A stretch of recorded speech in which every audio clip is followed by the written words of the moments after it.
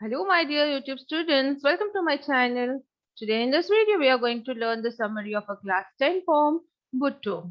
So, in short, within a very short duration with few sentences, we are going to understand the whole poem and sum up the whole entire poem in few minutes. So, let's start. But before that, if you're watching my video for the first time, to subscribe my channel and hit the bell icon so that you get the notification of all the upcoming videos. Do watch the video till end and do not miss any part of it, as it's going to be very helpful for you all. So now let us proceed on. But before that, one more good news for you all, my dear students, that we have come up with the Scorpio class Hindi channel. And in this channel, you're going to find the Hindi lessons explanation and question answer videos of class 8, 9, and 10 of Karnataka board. So quickly go to the description box and get the link of the channel and subscribe and share to it. I'll also share the link in the I button above for your easiness so that you can directly go to the link and find the channel. So with this, now let's move ahead and learn about the poet. So the poet of this poem, Buttoo, is Toru Dutt. She was born on March 4, 1856 in Bengal, and she died on August 30, 1877. She is often called the Keats of the Indo-English literature. Okay. Now, Keats is also name of one more famous author and writer, that is John Keats, and it usually belongs to the bird name, that is kite. It is taken from that, and beautifully it's given. The name is given to the author and the writer in the English literature. So she is often called as the Keats of the Indo-English literature. So she was a natural linguist and in her short life became a proficient in Bengali, English, French, and Sanskrit languages. So she was well versed in all these languages. She left behind an impressive collection of prose and poetry. Her collections of Sanskrit translations, ancient ballads, and legends of Hindustan was published posthumously in 1882. Okay, so her various collections were there, and among them were the Sanskrit translation, which was ancient ballads and legends of Hindustan, and it was published posthumously. Posthumously means after her death. She was not alive to see the publications of these works of her. Okay, so this is about the poet. Now let's proceed on with the summary. So this poem, it depicts the interaction between Dronacharya, the teacher of the royal families of the Pandavas and the Kauravas, and the student in absentia, Buttoo, also called Ekalavya. Okay, so in this poem, we are going to learn the interaction, the conversation between the great archer Dronacharya. He was master in the archer field. His name was Dronacharya, and he was the teacher in the royal families of Pandavas and the Kauravas. You might have heard the name of Pandavas and Kauravas. Famous Mahabharata epic is there. Okay, so he was the teacher of this royal family and the student in absentia Buttoo. And he was also a teacher for a student who was not present or who did not practically come and learn with him. And his name was Buttoo, originally called as Ekalavya, or also called as Ekalavya. Okay, so now Buttoo is a tribal hunter's boy who wants to learn archery from the master archer Dronacharya. Now, Buttoo or Ekalavya, he was a boy from a hunter's tribal family and he wanted to learn archery from the great master archer, that is Dronacharya. But he is rejected because he is not from a royal family and is also poor. But he was not allowed to learn under the master Dronacharya because he is poor and he is not from a royal family.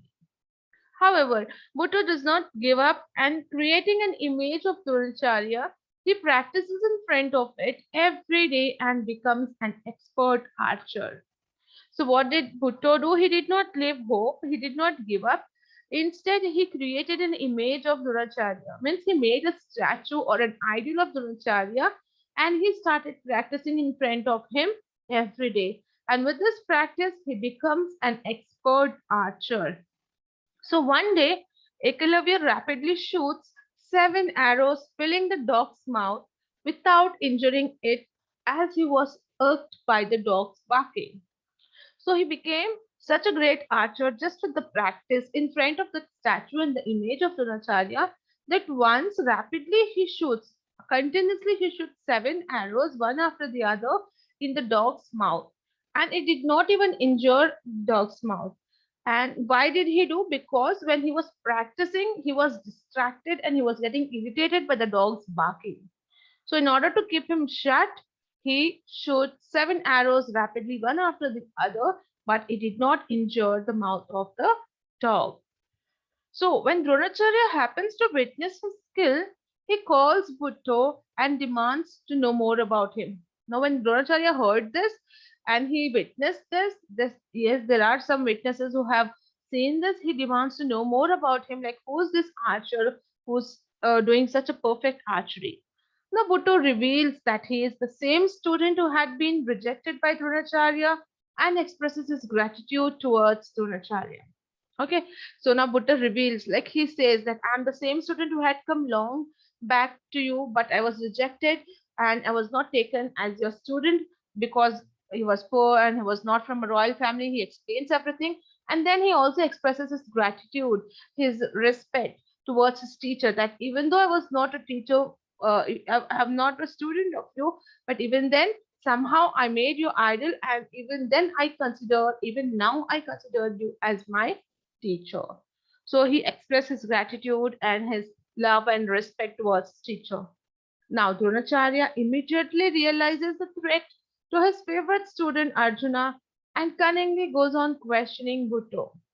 So now Dronacharya thinks about his student Arjuna, and he thinks that this Ekalavya is more expert and perfect in archery than Arjuna. So now he wanted to make Arjuna as an expert and a perfect archer. So now he cunningly goes on questioning one after the other to Buttoo. Now he says that since Buttoo claims to have learned at Dronacharya's feet, he should give something in return to master. Now Buttoo readily offers everything that he has to his teacher. So now, very cleverly, Dronacharya says that because you consider me as as your teacher, so you say that you have learned under my feet, and you consider me your teacher, and you show me so respect. So what you have to do is you have to return your gratitude in some manner. You will have to return something as a guru dakshina. So Bhutto readily offers everything, whatever he has. He doesn't take time even to think once more. He says, okay, everything I'll offer you, whatever you want as a Guru Dakshina.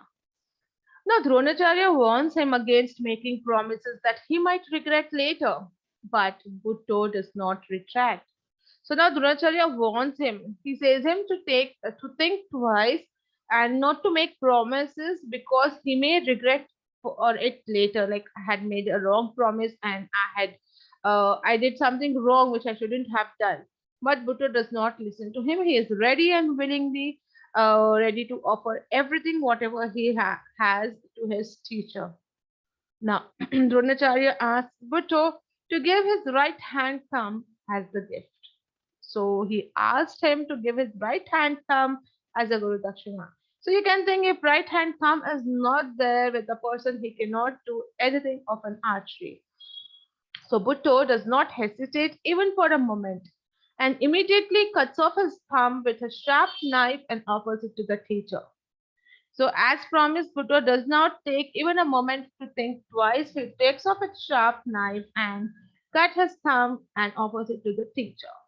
Now, pleased by Eklavya, Dronacharya blesses him with everlasting fame and glory. So, Eklavya's act of giving this thumb or Guru Dakshina to his teacher, it made him so pleased, and Dronacharya was so happy that he blessed him with the everlasting fame and glory that he may have name and fame throughout the life. So this is how the Buddha poem gets over. I hope you understood the story and the summary of the poem. If you like the summary and the video, do hit the like button and share it with your friends. Do visit the description box and subscribe Scopio Class Hindi channel and stay tuned for more such videos. We'll be back soon.